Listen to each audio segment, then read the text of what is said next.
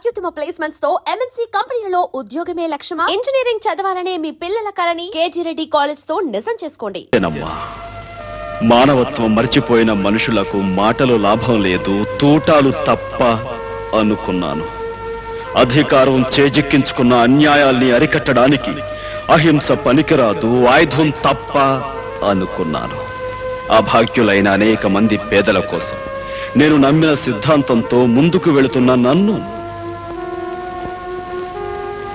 నేరస్తుడని ముద్ర వేసి ఇక్కడ బంధించారమ్మా.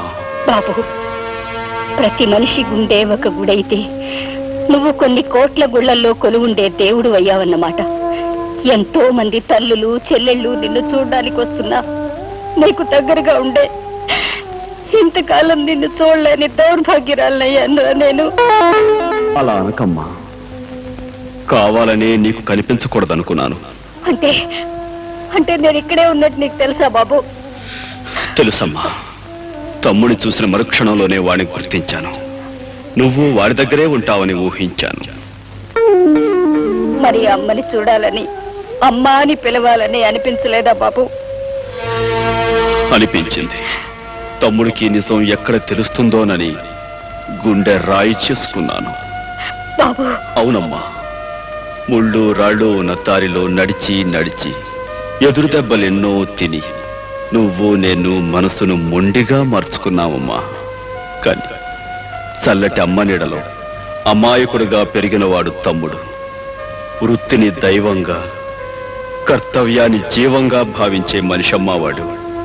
అలాంటి వాడికి తను తన సొంత అన్ననే వృత్తియాల్సి వచ్చిన రోజున అది విని తట్టుకోలేడమ్మా. ఈ నిజం వాడికి చెప్పనని నాకు మాటియమ్మా. నా నోటితో నేను చెప్పను బాబు, కానీ ఇక నుంచి నీ కోసం కలతపడే ఈ తల్లి మనసుకు మాటలు వస్తే మాత్రం నేనేం చెయ్యలేనురా.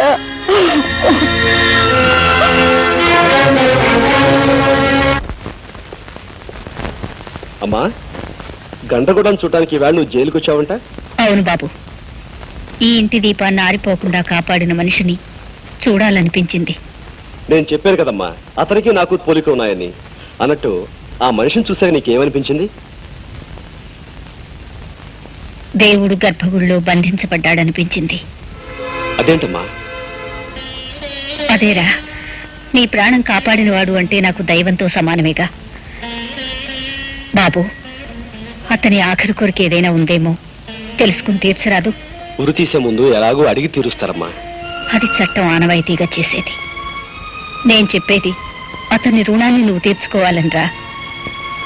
సరేనమ్మా, రేపే వెళ్ళి అడిగి చూస్తాను.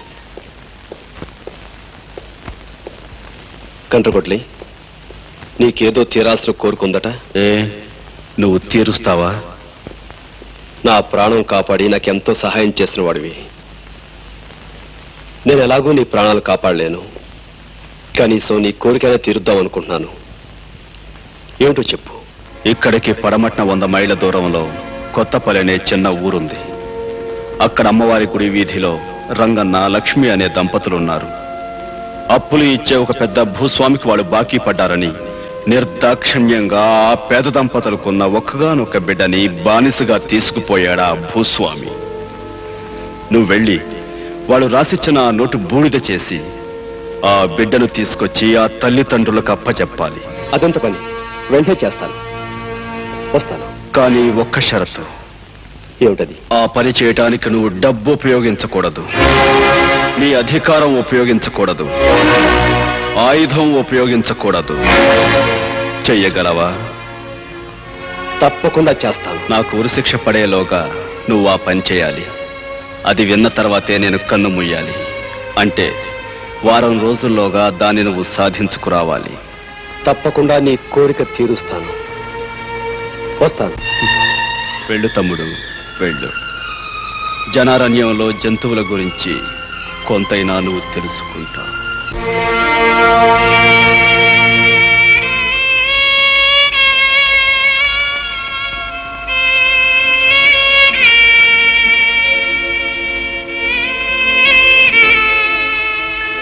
లక్ష్మి, ఏంటి అన్నం ముందెట్టుకుని పసివాడి కోసమేనా?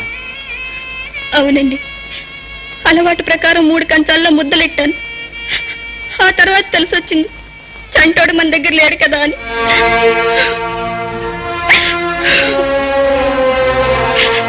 అమ్మా లక్ష్మి,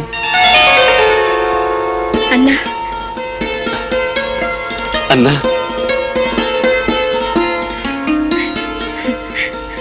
వచ్చేసావా అన్నా? పల్లెలో ప్రతి మనిషి ప్రతిరోజు నిన్నే తలుచుకుంటున్నారు. అన్నగా అందరికీ అండగా నువ్వు రావాలని ప్రతి క్షణం దేవుణ్ణి మొక్కుకుంటున్నారు. నిన్ను చూస్తుంటే మాకెంతో సంతోషంగా ఉంది. రా అన్నా, మాతో పాటు 4 మెతుకులు తిందువేనరా. రా అన్నా. అలవాటు ప్రకారం 3 కంచాలు ఎట్టాను. 3వ వాడిగా కడుపును పెట్టిన వాడి దగ్గర లేకపోయినా నువ్వు వచ్చా. కూర్చో అన్నా, కూర్చో. విషయం అంతా నాకు తెలిసిందమ్మా. అంతా తెలిసిందా అన్నా? నేల తల్లి చల్లగా చూడకపోవటంతో కడుపు కూటి కోసం షావుకారు దగ్గర అప్పు చేశాం. అంతే, పంటలు వస్తున్నాయి వెళుతున్నాయి, వడ్డీ తప్ప అసలు చెల్లు కావటం లేదు. దాంతో ఆ షావుకారు బలవంతాన బిడ్డను పశువు నీడ్చుకెళ్ళినట్టు ఈడ్చుకు వెళ్ళాడు. ఈ పేదవాడలో ప్రతి తల్లి బిడ్డని కనేది ఆ షావుకారికి బలి ఇవ్వటానికి అన్నా, బలి ఇవ్వటానికి. బాకీ డబ్బుల కోసం పసివాళ్ళని తీసుకెళ్లిపోతాడా? ఇంతమందిని తీసుకువెళ్ళి ఏం చేస్తున్నాడా నీచుడు?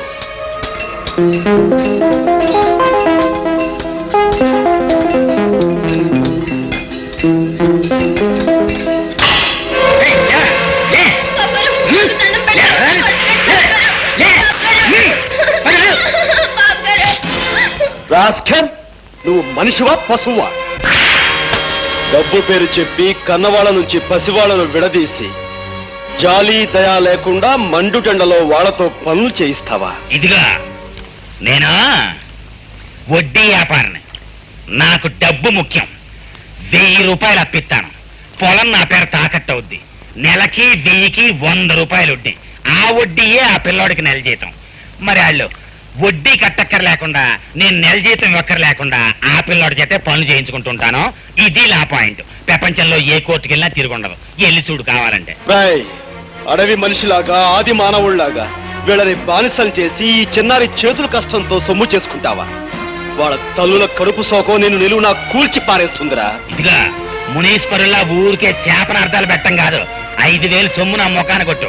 అప్పుల కాగితాలు చింపేసి దానికి సరిపడా పిల్లల్ని వదిలిపెట్టేస్తాను. ఆఫ్టర్ ఆల్ 5000 కదా నీకు కావాల్సింది. ఆ పని చెయ్యడానికి నువ్వు డబ్బు ఉపయోగించకూడదు. జేబులో పెద్ద నోట్ల మిశ్రణాల్లా చేయి పెట్టావు కదా, ఇదే రాట్లేదా సొమ్ము? సొమ్ము రావటం కాదురా, నీ పీకల మీదకి చట్టాన్ని రప్పిస్తాను. ఈ పసివాళ్లతో వెట్టి చాకరీ చేయిస్తున్నందుకు నిన్ను కటకటాల వెనక్కి పంపిస్తాను. ఏంటయ్యా కేసు? చోరీ కేసు రిపోర్ట్ తీసుకోవాలంటే 10, కొట్లాట కేసు అయితే 25, దోతల కేసు అయితే 50. కానిస్టేబుల్, నేను నీ లంచాల జాబితా వినటానికి రాలేదు.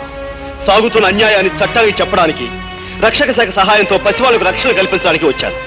పెత్తందారు చిదానందం న్యాయ సమ్మతం అంటూ జరిపే అన్యాయాన్ని, అక్రమాన్ని ఆపేయ్, అక్కడితో ఆపేయ్. చిదానందం బాబు మీద కంప్లైంటా? అవును, అండర్ సెక్షన్ 307 of IPC. నిద్రయోనం లేపి చట్టాల గురించి ఇంగ్లీష్ లో చెప్తున్నావు. ఎవడరా నువ్వు? నేనా? నీ అధికారం ఉపయోగించకూడదు. ఏట్రా మర్డర్ కేసులో ముద్దలా చూస్తున్నావు? బొక్కలో నొక్కేమంటావా? కానిస్టేబుల్, నీకు కాకి బట్టలు కట్టబెట్టి అధికారం చేతిలో పెట్టింది ప్రజలను రక్షించడానికి తప్ప భక్షించడానికి కాదు. ఇప్పుడే ఈ విషయం ప్రభుత్వానికి తెలియజేస్తాను. 50 మంది పశువులని శిదానందం ఎండల్లో కొండల్లో ఏపుడు ముక్కల్లాగా ఏంచుకు తినేస్తున్నాడు అంటాం. అవును సార్, ఆ విషయం పోలీస్ స్టేషన్ లో రిపోర్ట్ ఇవ్వబోతే ఎవరు తీసుకోలేదు. తహసీల్దార్ ఆఫీసులోని ఎవరు పట్టించుకోలేదు. కనుక ప్రజాశ్రేయస్సు కోరే నాయకుడిగా మీరు పూనుకుని ఆ పసి వాళ్ళకి, వాళ్ళ కన్న వాళ్ళకి న్యాయం చేకూర్చండి. అలా బాధపడుతూ కింద పడిపోకయ్యా నువ్వు అట్టకుండు. ఇదిగో చెక్కటి, ఈ ప్రజాస్వామ్యంలో 50 మంది పెసోళ్ళని మనం రచిస్తే ఎన్ని ఓట్లు పడతాయంటావు? సత్రకాయ గాళ్ళకి ఓటు హక్కు ఎలాగూ ఉండదు. కాకపోతే తమరి సహాయానికి సంతోషించి వాళ్ళ తల్లిదండ్రులు, అన్నదమ్ములు మొత్తం కలిపి 200 ఓట్లు పడచ్చు. మరి శిదానంద చేతిలో ఎన్ని ఓట్లు ఉంటాయి? 10,000 పైనే ఉన్నాయి. 10,000 ఉంటాయి కనుక ఈ ప్రజాస్వామ్యంలో పశువులు కట్టంతో కన్ను మూసినా సరే సిదానందం చేసే పని మాత్రం నట్ట జరగకూడదు. You the stooges of corruption. You have brought down the honorable democracy to your vices level with your barbarous attitude. నాకు ఇంగ్లీష్ తెలియదు కదా, నేను ఇంగ్లీష్ లో తిట్టదు. ఇది తిట్టు కాదురా, కనీసం ఒక్క బొట్టైనా భారత మాత బాధమై బాష్పాన్ని తుడిచే యత్నం. నువ్వు తెలుగు చెప్పినా నాకు అర్థం కావట్లేదు. నీకు అర్థమయ్యే భాషలోనే. ఆయుధం ఉపయోగించకూడదు.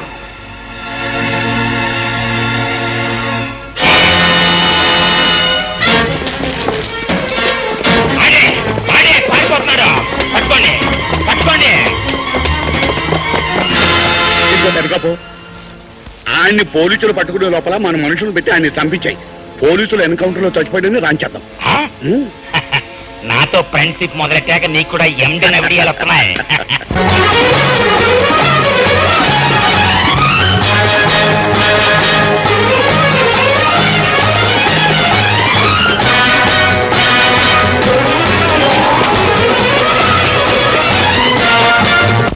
శాంతి, మన పెళ్లికి పెద్దలు రాలేదని, మనల్ని ఆశీర్వదించలేదని బాధగా ఉందా? లేదు బావా, మనసిచ్చిన మనిషితో మనువు జరగటం ఆడజన్మకో వరం. నాకు ఆ వరాన్ని దేవుడి సన్నిధిలో ప్రసాదించారు. ఇంతకంటే నాకేం కావాలి బావా?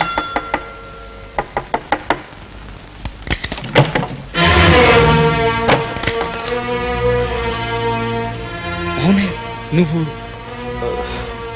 ఏంటనే, ఏం జరిగింది? అవన్నీ తర్వాత చెప్తాను.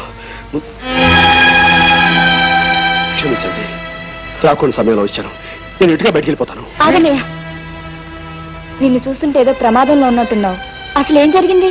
అదేనమ్మా, చిదానందం చేతిలో చిక్కుకున్న పసివాళ్ళని రక్షించడానికి వచ్చాను. కానీ వాళ్ళ మనుషులు పోలీసులు నా ప్రాణం తీయడానికి నా వెంట పడ్డారు. నేనే గనక వాళ్ళ చేతిలో చనిపోతే ఆ పసి వాళ్ళకి ఏ దిక్కు ఉండదమ్మా. అందుకే వాళ్ళ నుంచి తప్పించుకోవాలని. మరేం పర్వాలేదు అన్నయ్య, నీకేం భయం లేదు. బావా, అన్నయ్యని ఎలా అయినా కాపాడుకోవాలి. నీ కోసం నా కోసం కాదు, మన లాంటి వాళ్ళందరి కోసం అన్నయ్యని కాపాడుకోవాలి.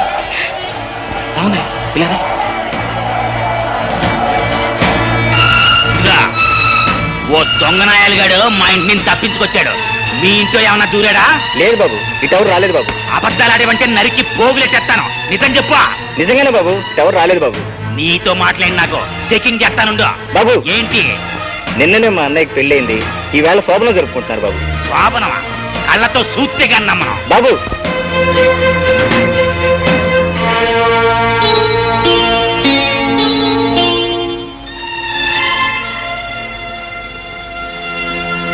రే అడికి లేడుగానే ఈ చుట్టుపక్కల ఎక్కడో దాక్కుని ఉంటాడు.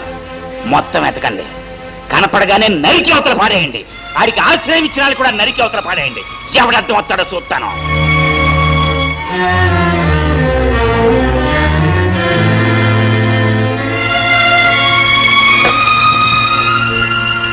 వాళ్ళు వెళ్ళిపోయారన్నయ్య, ఇంకేం పర్వాలేదు.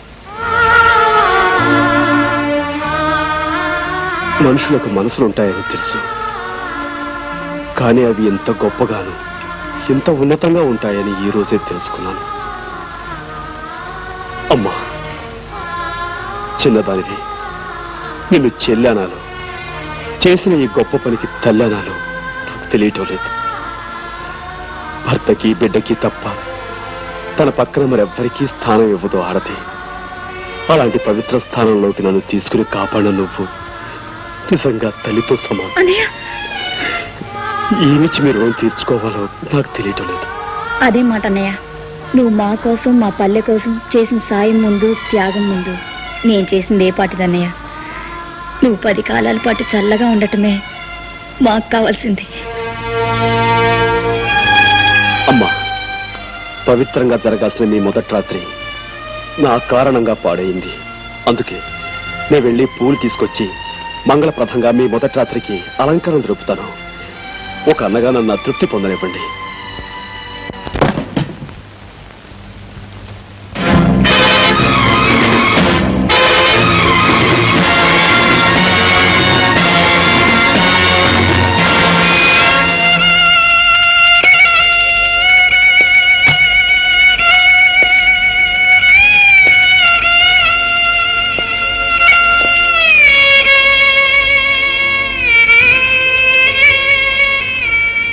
కనపడగానే నరికి అవతల పాడేయండి. ఆడికి ఆశ్రయం ఇచ్చిన వాళ్ళు కూడా నరికి అవతల పాడేయండి. ఎవడర్థం వస్తాడో చూస్తాను.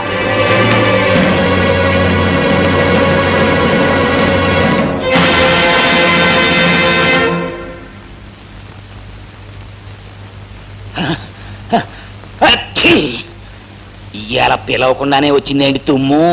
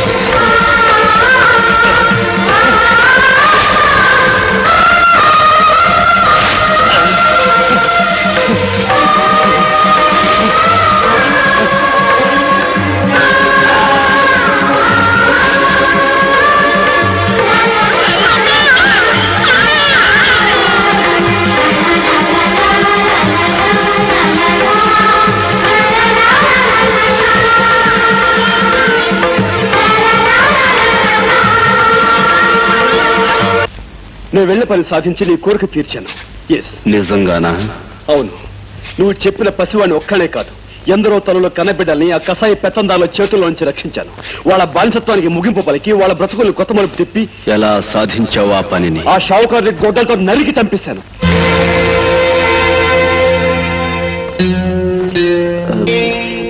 గొడ్డలతో నరికి అంటే ఆయుధం ఉపయోగించక తప్పలేదన్నమాట. నాకు మార్క్స్ సిద్ధాంతం తెలియదు, లెనిన్ ఎవరో తెలియదు. నాకు తెలిసిందల్లా మానవత్వం ఒక్కటే. ఆ పల్లె ప్రజలు చదువుకున్న వాళ్ళు కారు, నీలాగా డబ్బు అధికారం ఉన్నవాళ్ళు కారు. ప్రభుత్వం ఆ అమాయకుల గోడు వినదు, చట్టం వాళ్ళకి సాయం చెయ్యదు. ఈ వ్యవస్థలో వాళ్ళని రక్షించటం ఎలా? దీనికి పరిష్కార మార్గం డబ్బు, అధికారం, ఆయుధం కాకుండా మరేదైనా ఉందేమో కనుక్కుంటావనే ఈ 3 షరతులు పెట్టి నిన్ను పంపించాను. కానీ నువ్వు కూడా